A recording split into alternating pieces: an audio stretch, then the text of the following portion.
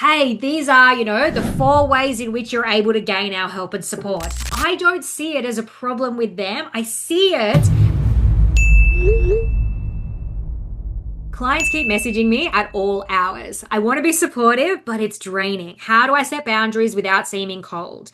All right, so this one's a really interesting one. And to be honest with you, my experience with this has been that at all layers and levels of business, you sometimes need to retrain your clients. And that is totally okay. Now, why I say this has been my experience, like across time and space, is because I'm acutely aware of my general pattern of over functioning. So it's not really the client's fault or problem that I already come with an air of over functioner. And maybe you do too. And so when I see in my business, little canaries in the coal mines, I'm starting to feel a bit overwhelmed.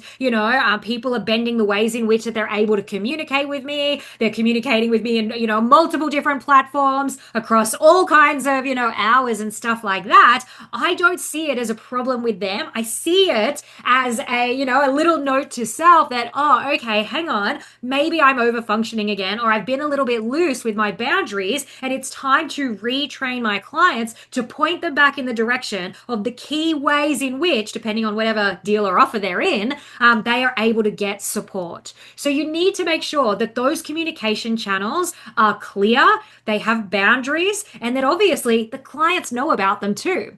So we will often put a post up within our client community collectives that actually says, hey, these are, the 4 ways in which you're able to gain our help and support. And so then when and if people start connecting with us in, on platforms that maybe they're not meant to, or in ways in which they don't support us being able to help maybe the larger collective, we just start to point them back towards those kinds of posts or videos or frameworks so that it's really clear to them, like, hey, thanks for your question. If you could just go put that back in the community group, we're going to come and answer that, between this hour and that hour. So it starts with you. You need to have the boundaries in place. You need to be clear on, your service hours and things like that. And ensure as well that if people are paying you for different levels of access, that you are honoring the level at which those people are playing at. That's super important too. So I often don't see these things as a problem with, my clients. I see it as a new moment for me to step back into my own certainty and my own boundaries, and just start pointing people to retrain them in the ways in which it is best to get our help and support so that I can be bright-eyed and bushy-tailed at any given moment, and they're going to be able to get the best of my advice.